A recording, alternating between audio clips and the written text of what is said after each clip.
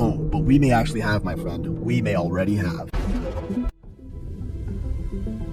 Let's take a second to get a few people mad out there with these photos of excavated giant bones found all over the world. But why would they be mad?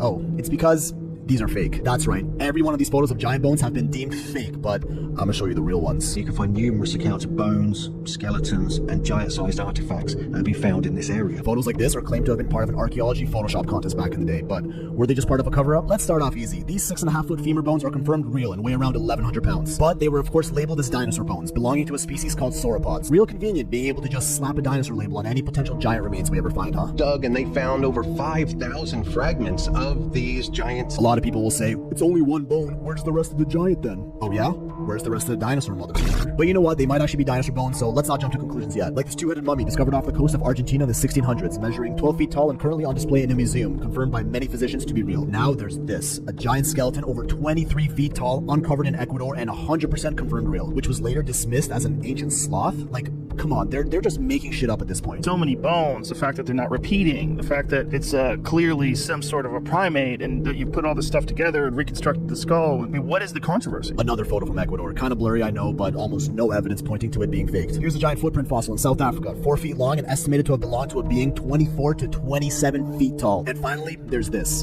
a much more human-looking femur bone, and not as thick as the others, dug up in the Euphrates Valley in Turkey, measuring 47 inches and estimated to have belonged to a giant over 20 feet tall. They do the DNA testing on it, they're able to get a complete genome from it, and what they discover is, this is another human species. All confirmed real, and giant excavations like these used to get widely reported in newspapers all the time back in the late 18 to mid 1900s, but now they're always quick to sweep these under the rug for some reason. With the Smithsonian, the world's leading museum and research education institution created by the US government, accused of covering up all giant findings and instead putting the spotlight on how fake the fakes are. Like they did with the San Diego giant in 1865, which is one of the smaller ones, inspected by dozens of scientists and featured in many newspapers. After which the Smithsonian purchased the giant for a pretty large sum, and then all of a sudden, many years later, they dismiss it as a hoax, saying that it was made from gelatin and we never see it again. It's very disconcerting, and it's a good question to ask. Where are the bones? The path leads to the Smithsonian. Google searches of these giant excavations will obviously only bring up the fakes, pushing the most ridiculous ones to the top of the search results. The problem with finding definitive proof of these giants is the internet is laced with these Photoshop jobs. So all the Google debunkers are quick to downplay any new evidence that comes up, like, nah bro, it's fake, didn't you read that fact check article bro, even if real evidence were to come up. There's several very strange stories of these